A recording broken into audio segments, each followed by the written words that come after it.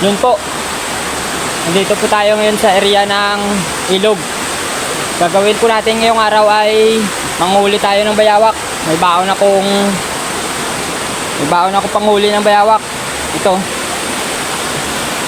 Ito po. Dito po tayo ngayon sa ilog. Dito po tayo ngayon manghuli ng bayawak sa dyan sa taas sa may kakauyan. At yun po, titingnan po natin yung area dito kung saan po tayo ngayon manghuli. Kasi nakita ko nung isang araw dito na bayawak na nakapatong sa bato.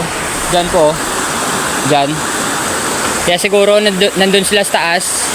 Kaya pupuntahan natin ngayon at lagyan natin ng panghuli para mahuli natin sila. Mahuli natin yung bayawak.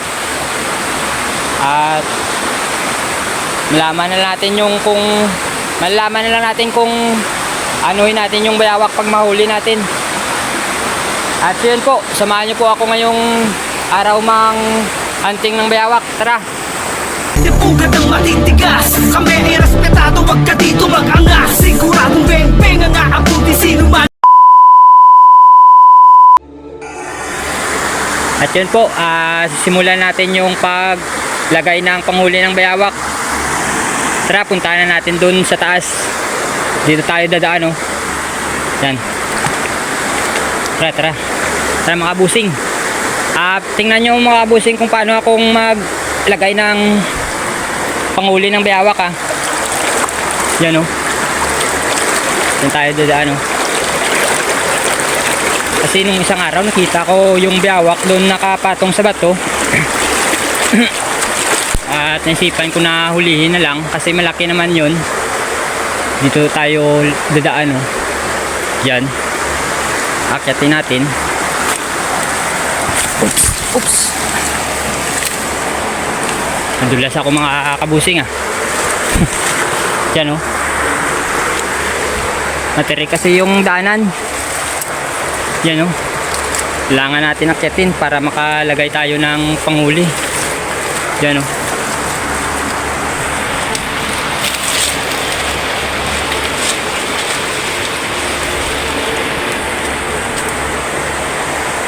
Yan. Magandang paglagyan ng panghuli ng bayawak kasi matataas yung mga kahoy at makitid yung daanan. Kasi yung mga bayawak mga kaidol ay tumitira yan sa mga patay na dahon sa parehas yan, oh. Yan. Yan sila tumitira. At may butas. Yan, oh, may mga butas na ganyan, oh. Yan. Yan sila tumitira. Tara mga kaidol, puntahan natin yung paglagyan natin ng panghuli ng bayawak para makita nyo kung paano ako maglagay.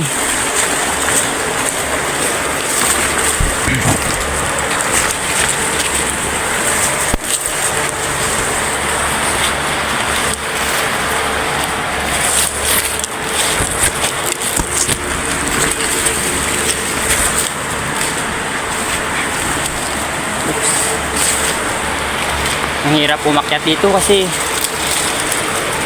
mataas yung daanan. Yan, oh. Yan, oh. Ganda ng paglagyan, oh. Tulad dun, oh. Yan. Siguro mga idol, dito sila siguro sa mga puno ng kahoy na may mga dahon na tuyo. Yan. Tara, punta natin dun.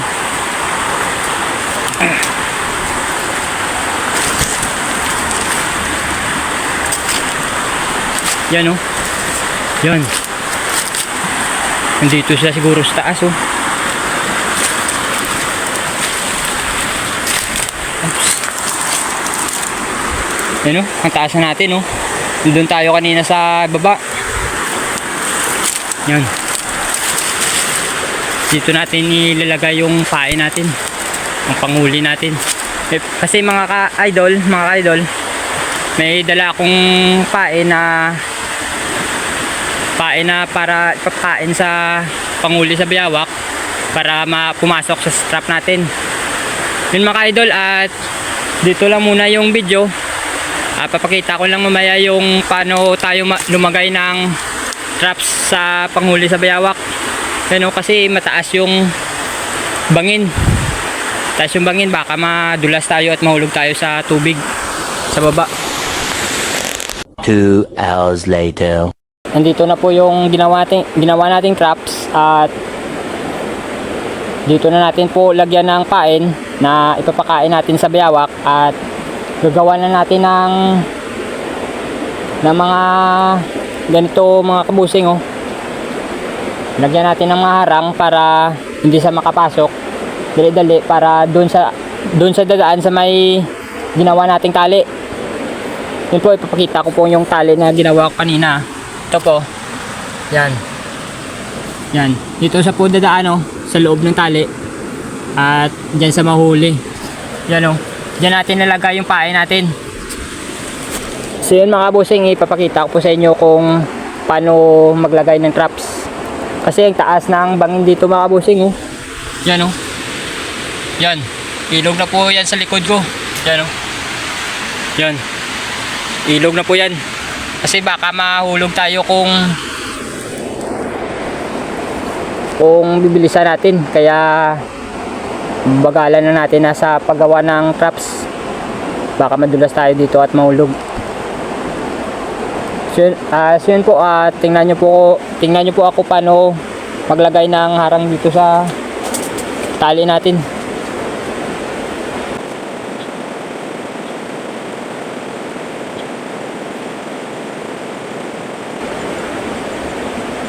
Yun po, ganyan po maglagay ng harang sa pain natin. Yan natin dito ng bato para maipatungan yung bayawak para pumasok sa tali natin. Ang hirap po ng pinapatungan ko dito sa ilalim, tubig na. At yun po, doon sa dadaan sa kabila, bababa siya, papasok dun sa butas, at doon sa dadaan sa may tali natin. Lalagay ko po yung baon ko na papakain natin sa bayawak. Malansa to mga busing, malansa to at panis na, kaya binalot ko sa sulupin para hindi maamoy. Bubuksan natin to para maamoy ng bayawak. Ganyan na pong traps natin. Dito naman sa dadaan yan.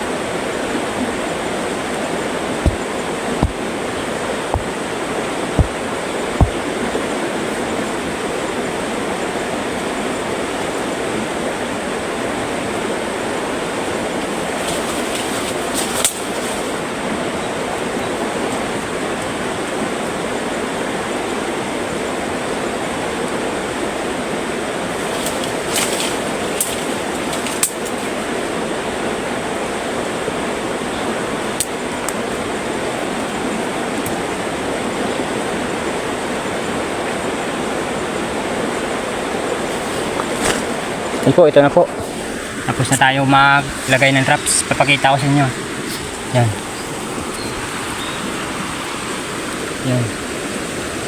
Dito natin lalagay po yung pain sa loob. Yan. Diyan natin lalagay. Buksan natin dyan. Dito sa dadaan. Yan. Pasok sa dito. At bitayin sa ng pataas. Yan sa mahuhuli. Yan. Yun po, nakita nyo na po yung ginawa nating traps at babalikan natin pala to ng 2 araw o mamayang hapon kung makakahuli na tayo.